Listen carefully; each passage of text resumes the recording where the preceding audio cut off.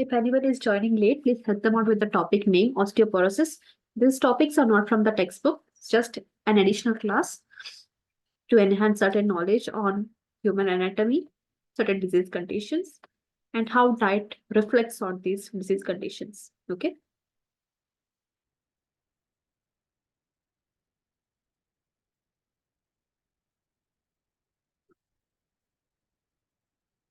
So osteoporosis. After the age of 30, women tend to lose a lot of calcium, and especially when they attain menopause, this calcium loss is accelerated. Okay. So, what is osteoporosis? From the name itself, osteo means bone, related to bone. Porosis means it's becoming porous, it's emptying out. Okay. So, osteoporosis causes bones to become weak and brittle, so brittle that a fall or even mild stresses, such as bending over or cuffing, can cause a break. Okay.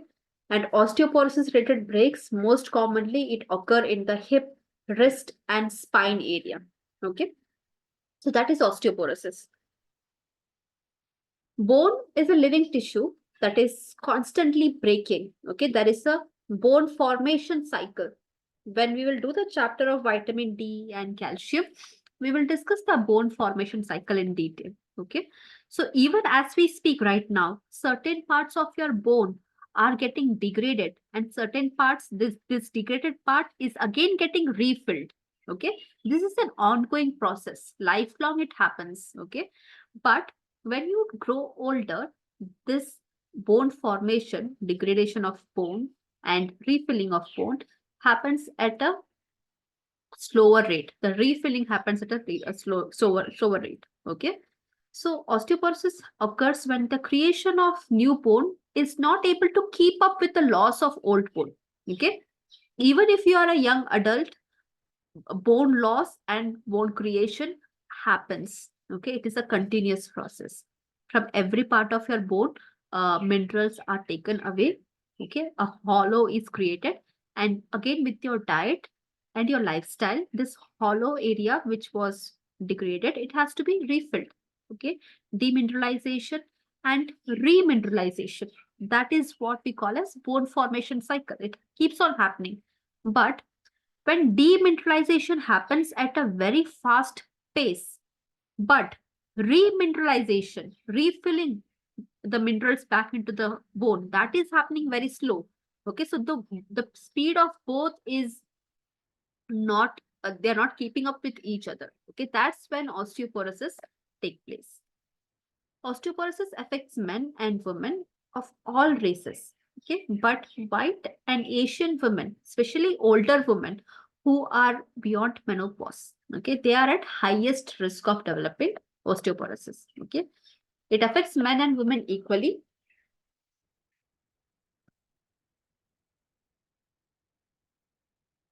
In symptoms, there are typically no symptoms in early stages of bone loss. But once your bones have been weakened by osteoporosis, you might still have signs and symptoms that include back pain caused by broken or collapsed bone in the spine, loss of height over time, a stooped posture, okay, a bone that breaks much more easily than expected. Okay, these all are the signs and symptoms.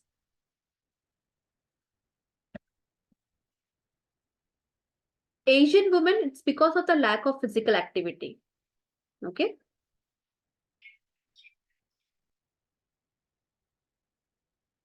So these are the signs and symptoms of osteoporosis. If you have seen any old age people, especially those who have crossed the age of 80, okay, you will recognize a stooping posture. Okay, they appear smaller than their height.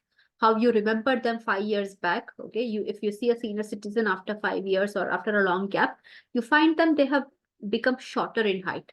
Okay, that is a sign of loss of bone. Okay.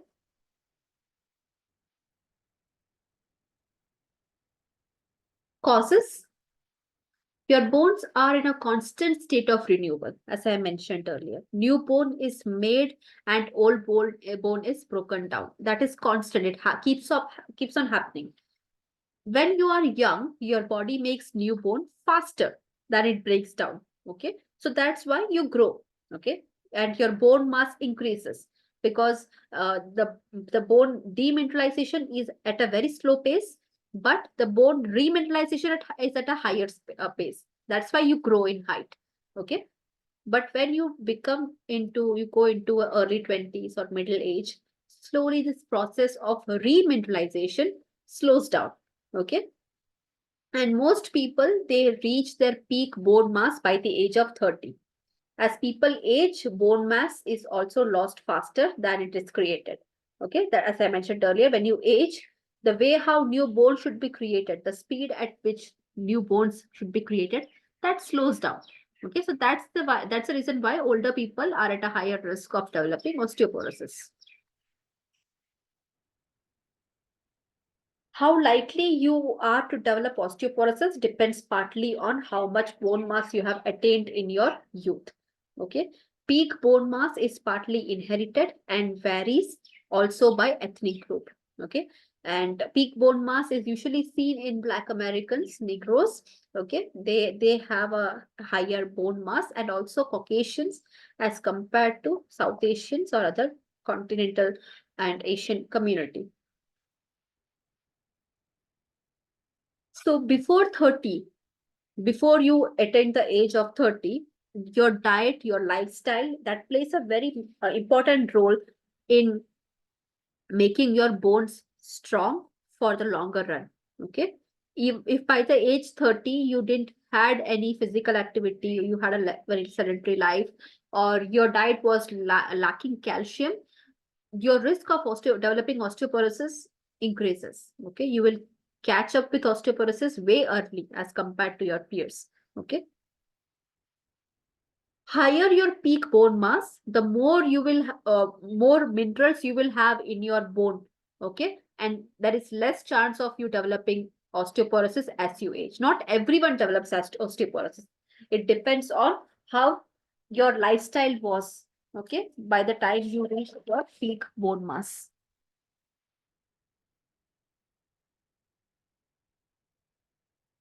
Next, coming to risk factors. Unchangeable risk and changeable risk. There are two risk factors. Okay. So unchangeable risk, things that are out of your control. You cannot control it. Like, for example, your sex. You don't have a control over your gender or sex. Okay. Women have a higher risk of developing osteoporosis as compared to men. Your age. The older you get, the greater the risk of osteoporosis. It's inherent. Okay. You can't change that. You can't change your age. You can't stop the aging process. Race. Again, that is not in your hand to which race you are born into. Okay. So if you are white or Asian of Asian descent, your risk is high. Then family history. If you have a parent or a sibling who has osteoporosis, okay, they also put you at a higher risk of developing osteoporosis. Okay, if it runs in your family.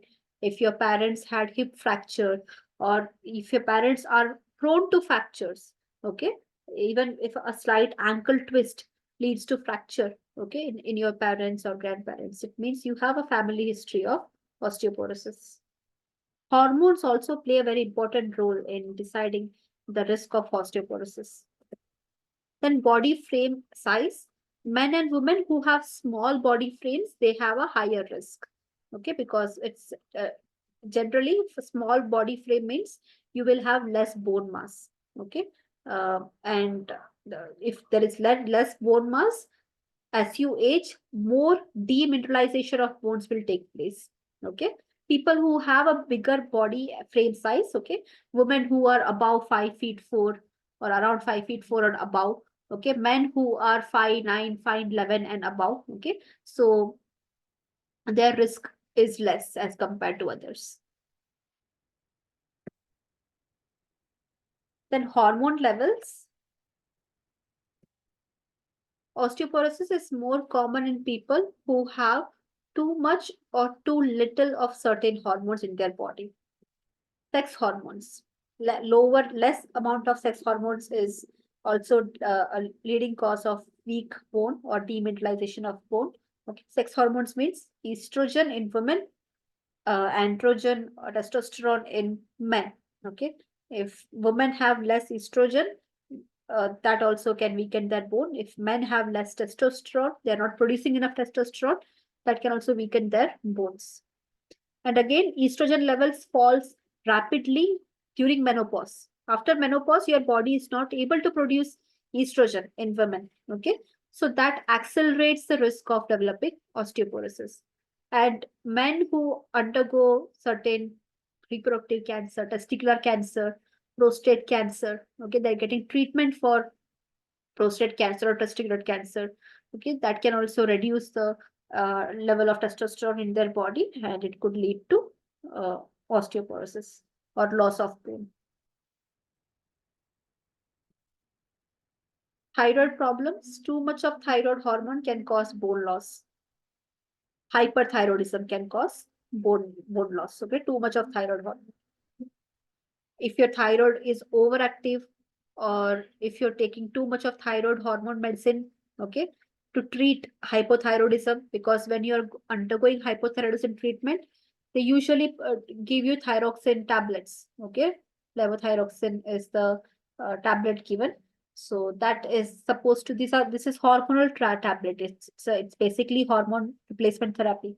But if you overdose, if the dose is not correct, okay, if you are overdosing yourself with thyroid therapy or thyroid tablets, that could also cause bone loss. So too much of thyroid hormone, either way, even through treatment to treat hypothyroidism, or if you're suffering from hyperthyroidism, either way, it could lead to bone issues. Other glands, which is parathyroid hormone, parathyroid gland, it is situated just behind your thyroid gland. Okay, so parathyroid gland secretes parathyroid hormones, and adrenal gland also secretes calcium balancing hormones, calcitonin and all. Okay, so kidneys also secrete calcitonin. And if these glands are overactive, okay, if too much of parathyroid hormone is secreted, it will cause more bone demineralization. That is the function of parathyroid hormone. Parathyroid hormone understands when the blood calcium level is dropping. Okay. As soon as the calcium levels in your blood is dropping, parathyroid hormones get signal. They get the signal. Parathyroid hormone will secrete will be secreted. It will reach the bones, and it will dig out more calcium and put it into the blood. Okay.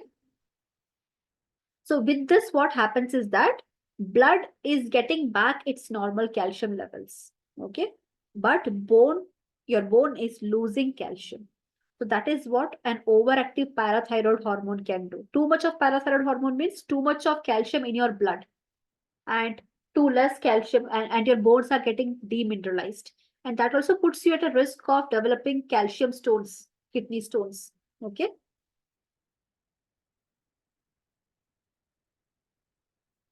Then dietary factors. Osteoporosis is more likely to occur in people who have low calcium intake.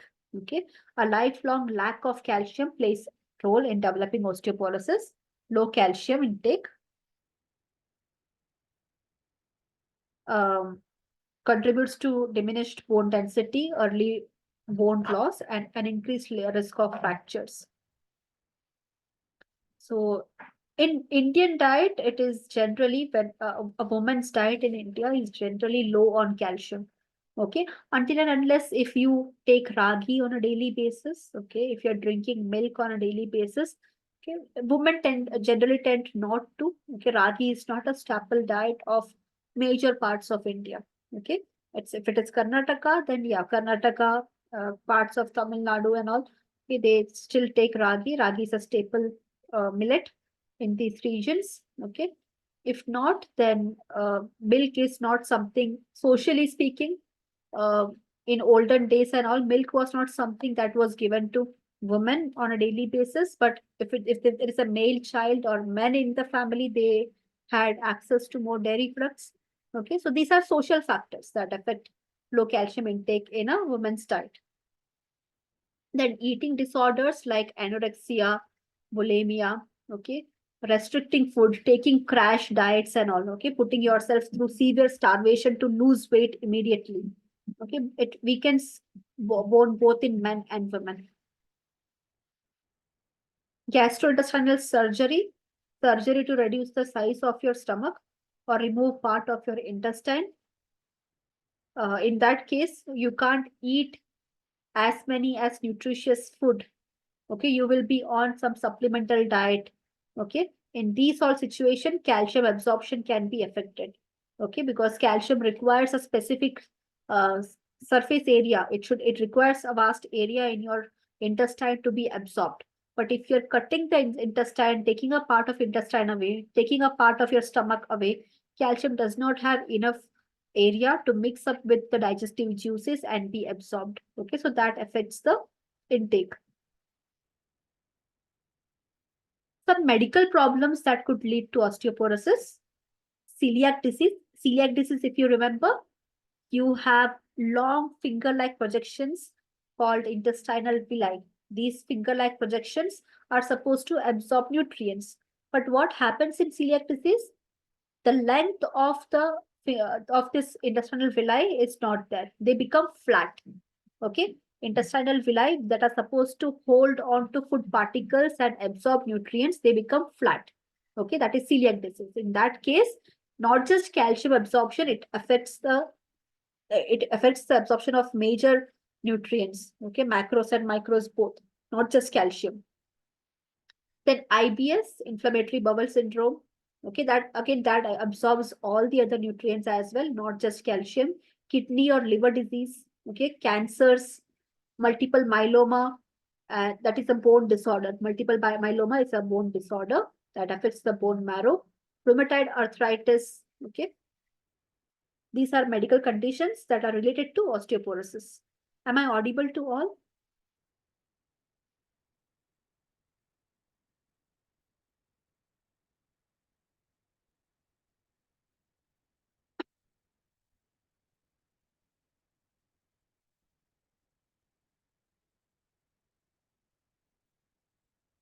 Then your lifestyle choices.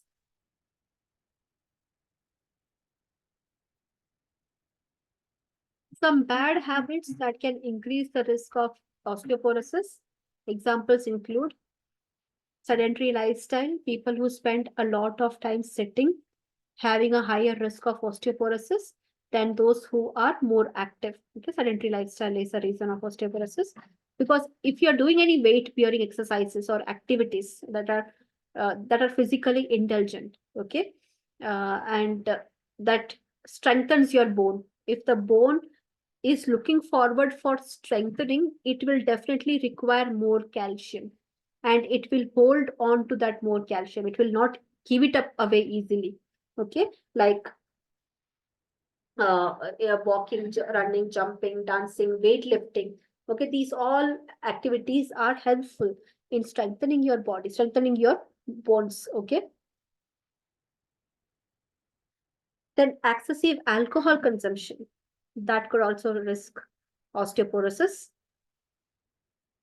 Tobacco use, the exact role of tobacco that plays in osteoporosis isn't clear, but tobacco use can also lead to weak bones. We do not have how it is related, but it is seen that people who regularly use tobacco also have weak bones. Then complications.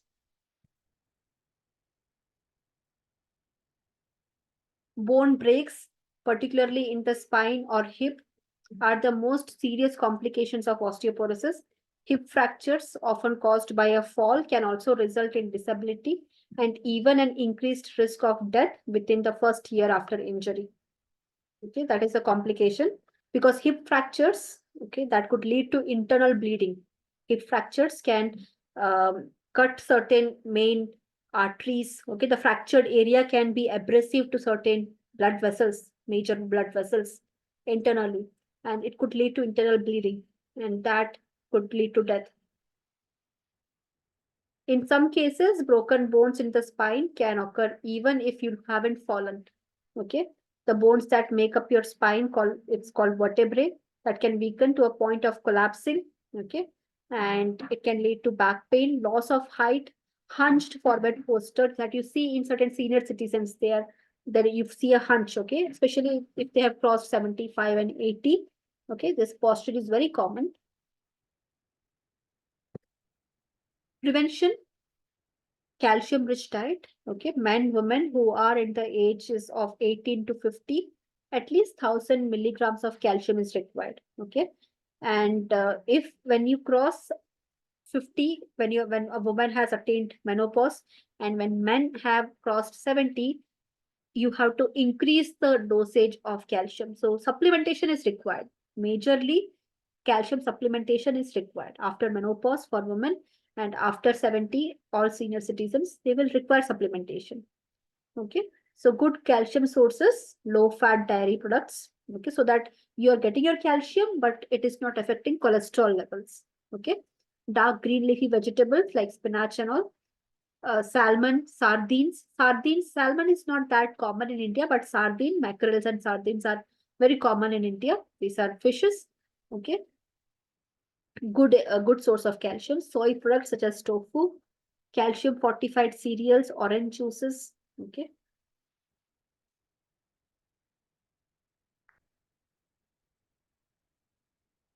vitamin D improves the body's ability to absorb calcium and improve bones health in other ways. People can get some of their vitamin D from sunlight, but sunlight does not give you vitamin D, it just activates the vitamin D absorption under your skin. Okay.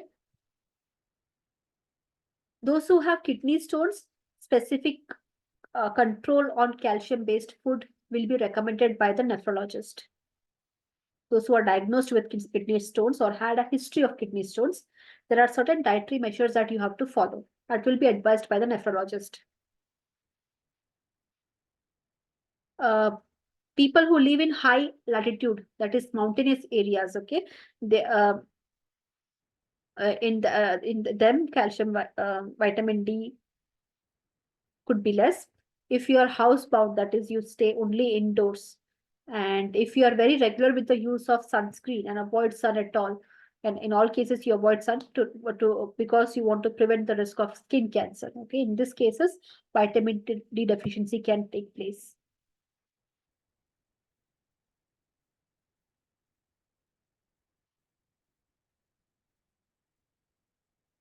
Then exercises. Exercise can help you build strong bonds and slow bone losses.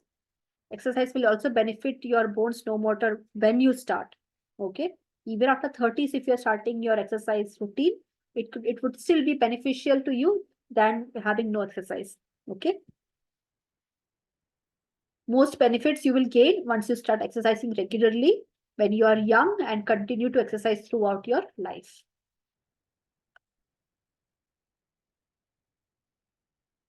Treatment recommendations are often based on an estimate of your risk of breaking your bone. So that is the treatment. What is your age? What is your gender? What is your race? Okay. What is your lifestyle? What was your food choices? Okay. How? So these all things. How often you get exposed to sun? Okay. A physician will analyze all these details and recommend you the dietary changes or supplements. Okay. If your risk is not that high, okay, treatment will not have any supplementation. Okay, it just focus on food sources that you have to add in your diet.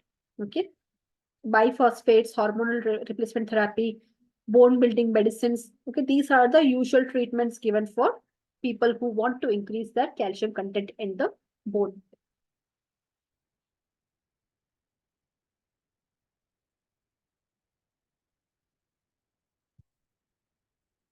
So that's about osteoporosis.